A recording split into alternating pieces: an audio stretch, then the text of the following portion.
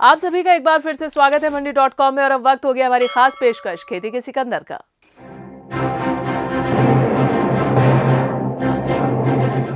मध्य प्रदेश के नर्मदापुरम जिले में एक किसान उत्पादक संगठन पिपरिया इलाके में हजारों किसानों की खेतीबाड़ी का मजबूत सहारा बना हुआ है।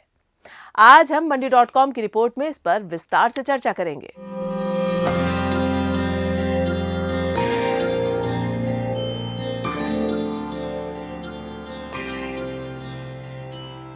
मध्य प्रदेश में नर्मदापुरम जिले में स्थित है पिपरिया तहसील। पिपरिया इलाके की दाल देश भर में मशहूर है। इस इलाके में पानी की भरपूर उपलब्धता है, जमीन का रकबा भी अच्छा है, लिहाजा यहाँ फसल की पैदावार अच्छी खासी होती है। लेकिन इतना होने के बावजूद यहाँ के किसान परेशान थे, क्योंकि उन्हें फसल बेचने में परेशानी होती थी। बाजार में सही भाव नहीं मिल पाता था, गांव से दूर जाना पड़ता था। इन समस्याओं को यहाँ के कुछ किसानों ने समझा और उसके समाधान के लिए एक किसान उत्पादक संगठन की स्थापना की। हमारे एफपीओ का गठन 2021 में हुआ। उसी टाइम कोरोना काल लगा तो 4 या 5 महीने हमको घर बैठना पड़ा। उसके बाद फिर से संचालन हुआ तो करीब 3 या 4 महीने के बाद हम 150 किसानों तक पहुँचे। फिर धीरे धीरे करके 300 किसान हुए और इस वर्तमान टाइम में 750 किसान से ऊपर हैं। और 750 किसानों का शेयर जो करीब करीब 2000 रुपये प्रति किसान से लिया, आज वर्तमान पोजीशन में हम 15 लाख प्लस चल रहे हैं। देश में ऐसे बहुत कम किसान हैं जो फसल तैयार होने के बाद फसल अवशेषों का सही प्रबंधन कर पाते हैं। लेकिन नर्मदापुरम जिले के पिपरिया इलाके के किसान इस मामले में बेहद सतर्क हैं और नए नए प्रयोग करने में यकीन रखने वाले रहे हैं। यही वजह है कि यहाँ फसल कटाई के बाद अवशेषों के बेहतर प्रबंधन पर जोर दिया जाता है। अवशेष को निकालने की जगह उसे मिट्टी में मिलाने का काम किया जाता है। इससे खेत की उर्वरा शक्ति बढ़ जाती है और पैदावार में भी इजाफा होता है।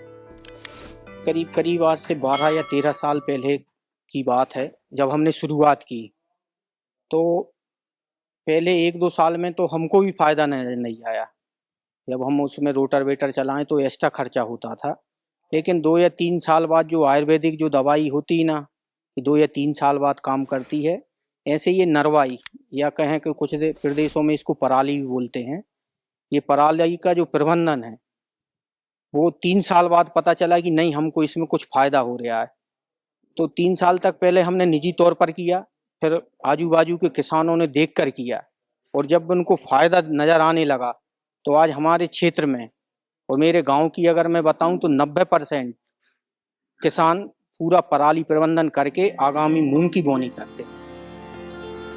आज के दौर में लोग जैविक खेती से या प्रतिबंधित रसायनों से रहित खेती बाड़ी से पैदा हुई फसलों के इस्तेमाल पर जोर दे रहे हैं। जैविक उत्पादों की बाजारों में मांग बढ़ती जा रही है। इन सभी बातों को यहाँ के किसान उत्पादक संगठन ने समझा और उसी के हिसाब से ऐसी खेती पर जोर दिया जिसमें प्रतिबंधित रसायनों का इस्तेमाल न हो। इसका फायदा ये हुआ कि कुछ ऐसी कंपनियां जो इस तरह के उत्पादों को तवज्जो देती है वो खरीदी करने लगी और अच्छी कीमत के साथ बोनस भी देने लगी। एफपीओ से जुड़ने के बाद हमें पता चला कि कुछ जो बैन टेक्निकल हैं, मतलब जो कहना चाहिए कि खराब या पॉइजन वाले हैं, तो उनको धान में इस्तेमाल नहीं करना है। तो हमने उनका इस्तेमाल बंद किया। उसके बाद जो कंपनी, मतलब जो एफपीओ ने जो हमें सजेस्ट किए कि आपको ये टेक्निकल यूज़ करना है, हमने वो टेक्निकल यूज़ करके धान पैदा की। धान पैदा करने के बाद हमें सबसे बड़ा उसका बेनिफिट ये मिला कि एक साथ घर से पूरी धान उठी हमारी, एक ही भाव पे, एक ही रेट पे, और साथ में उस पर 50 रुपये बोनस मिले हैं। तो उसमें सबसे बड़ा बेनिफिट तो ये हुआ कि हमारी एक साथ पूरी धान उठ के चली गई। दूसरा, हमारा जो मंडी तक आने का 20-25 किलोमीटर का जो खर्च था वो खर्च बचा। तो लगभग 50-60 रुपये, 70 रुपये कुंटल वो बचा। और उसके बाद 50 रुपये बोनस से शुरुआत की थी। उस टाइम 50 रुपये दिया था, अब वो बोनस बढ़कर 100 रुपये कुंटल हो गया है। तो उस हिसाब से हमें बहुत बेनिफिट मिला है इसमें धान में। केंद्र सरकार जैविक और प्राकृतिक खेती के लिए किसानों को लगातार प्रोत्साहित कर रही है। जिससे किसानों का भी इस दिशा में रुझान देखने को मिल रहा है। आज दुनिया की स्थिति में देखता हूं, पूरा विश्व होलिस्टिक हेल्थ केयर की तरफ मुड़ा है और तब उनको ऑर्गेनिक फूड ये उनकी प्रथम पसंद बनी है। आज विश्व के लिए ऑर्गेनिक फूड का अगर कोई फूड बास्केट बन सकता है तो मेरे देश का किसान बना सकता है, मेरा देश बन सकता है। और इसलिए हम आने वाले दिनों में उस सपने को लेकर के आगे चलना चाहते हैं ताकि ऑर्गेनिक फूड की जो विश्व की मांग है, उस ऑर्गेनिक फूड का बास्केट हमारा देश कैसे बने। जिस साल इस किसान उत्पादक संगठन का गठन हुआ, उसी साल यानी 2021 में बीज कार्यक्रम की शुरुआत की गई। वही साल 2022 में एनसीसीएफ की तरफ से भी बीज कार्यक्रम में साथ मिलने लगा। कुल मिलाकर धान, गेहूं, मूंग और चने में बीज कार्यक्रम चलने से एफपीओ को फायदा हो रहा है। दूसरी ओर एफपीओ को प्रदेश सरकार की बीज ग्राम योजना का भी फायदा मिल रहा है। इसके तहत 500 मीट्रिक टन का एक वेयरहाउस और क्लीनिंग ग्रेडिंग यूनिट लगाने को मंजूरी मिल चुकी है।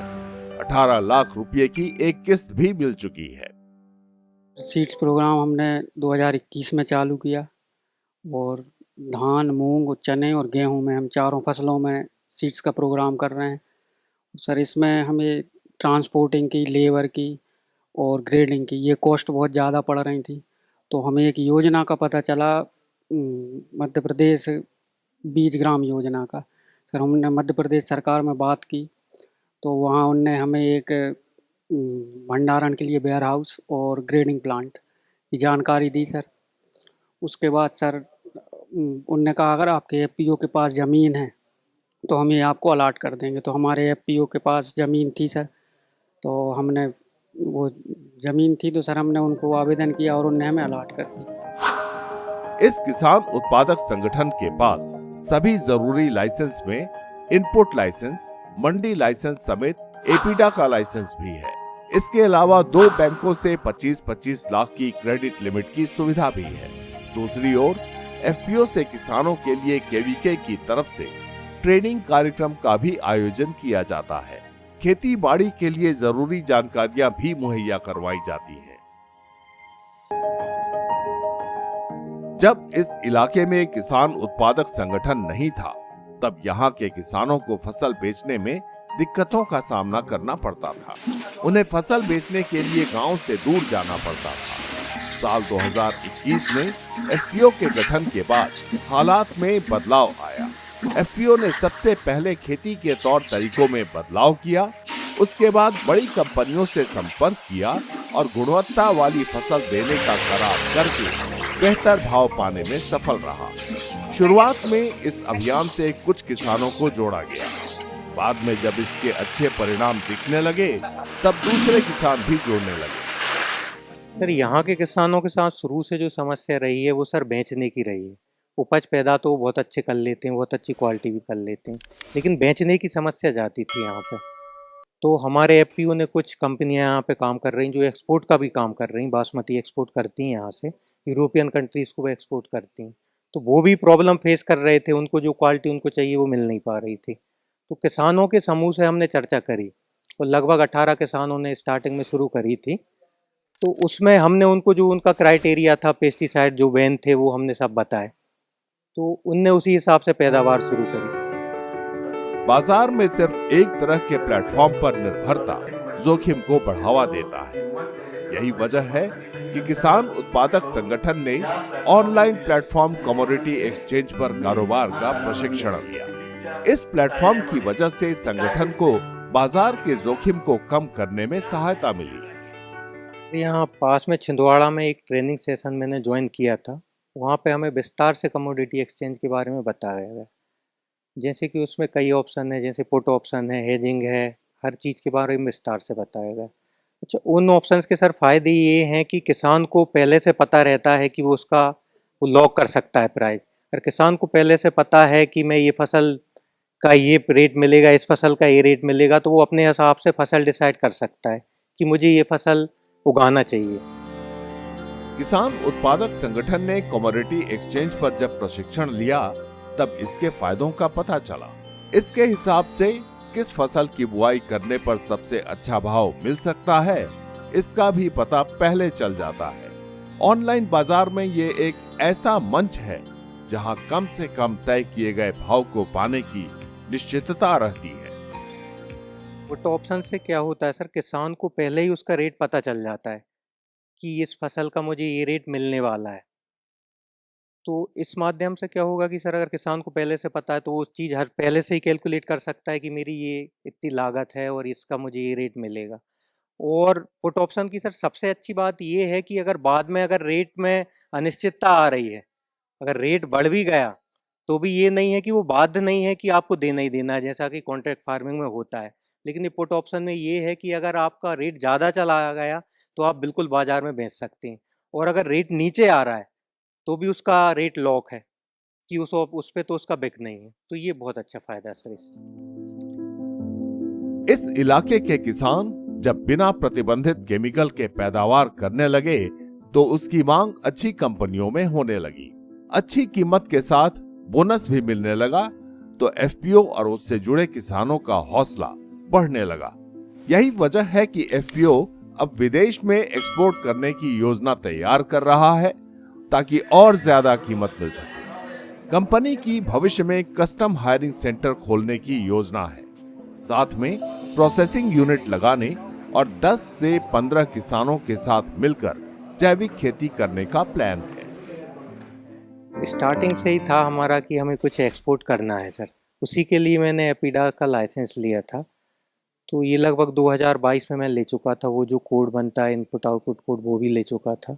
तो भविष्य में हम एक्सपोर्ट करना चाहते हैं, उसके लिए मेरे एपीडा में बात भी हुई है। तो शायद अगले क्वार्टर तक शायद कुछ ना कुछ एक आध के एक्सपोर्ट कर दें। इन फ्यूचर ये योजना है कि हम एक्सपोर्ट करना चाह रहे हैं, और उसके लिए जो ग्रेडिंग प्लांट है वो ही हमारा अंडर प्रोसेस है, प्रोसेसिंग में है।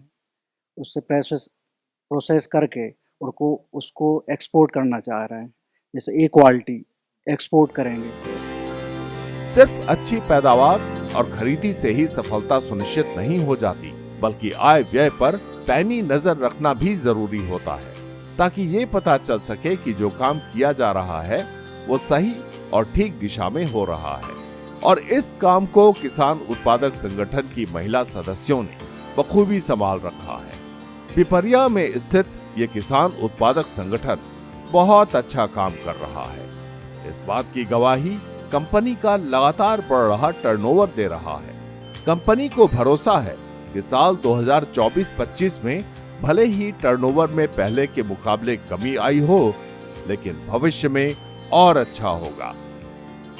पिछले 3 साल में सर 23-24 में जो हमारा टर्नओवर था 12 करोड़ 73 लाख से ज़्यादा था, और पिछले साल की अगर अपन बात करें 24-25 की तो ये लगभग 2 करोड़ 2 लाख था।